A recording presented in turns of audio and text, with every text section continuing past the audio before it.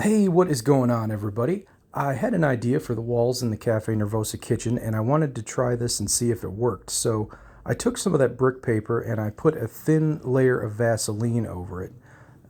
And then you can see towards the end where I kind of stippled it a little bit to try and make it heavier in some spots so that it would peel a little bit easier.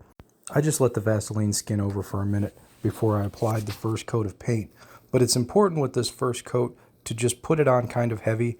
Don't worry so much about brush strokes or coverage. It's going to separate a little bit, and that's okay. You just don't want to work it in too much with the Vaseline.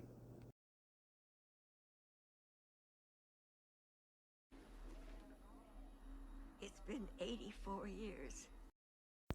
Once your first coat is dry, you're going to notice some spots where it seems like it didn't cover very good. It kind of separated a little bit, and that's okay. It just doesn't want to stick to the Vaseline, so the Vaseline kind of makes it spread and separate, and that's all right. We're going to cover that up with this second coat here. So I put the second coat on fairly heavy, and I wasn't too concerned about, like the first time, we wanted to make sure we didn't work the paint in with the Vaseline.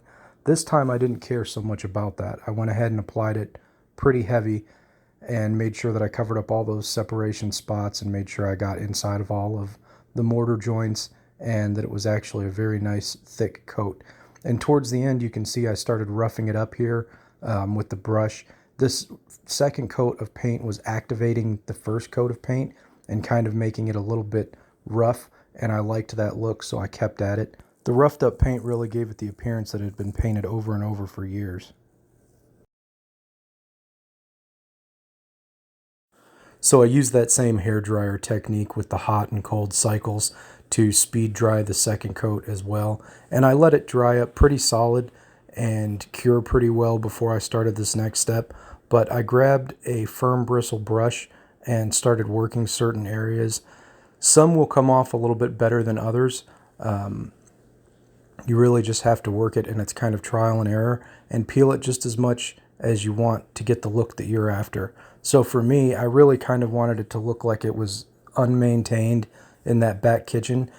And this was the first time I tried this effect, so I also wanted to see what the limitations were as far as how much of a peeling effect I could actually get. So since this was a sample piece, I kind of went crazy, and I left the little peeling paint scabs on it, and I think that gives it a really cool look. I'm going to go ahead and do the same thing for the walls in Nervosa, and I'm going to leave those large paint chunks on there as well. You may notice that once you're doing this, that some of that paint is getting onto the brick, and if you don't want that, just dampen a paper towel and kind of blot it a little bit, but don't wipe too much because you'll wipe off all those little paint crumbles. Just kind of blot it. So there's one final step that I'm going to do on the actual walls that I do for Nervosa. I just haven't shown it in this video yet because I didn't do it on this sample piece. But I'm going to spray all of this down with a matte Mod Podge just to kind of seal it all in and seal the paint peels as well so that they don't flake off quite as much. It'll just be a little added precaution to try and keep the paint chips on the wall. So here's the finished product. I think it turned out really cool, and I can't wait to do this on the walls at Nervosa. So thanks for watching this video, everybody. I hope you learned a couple of things, and let me know what you think of this technique and if you plan on using it.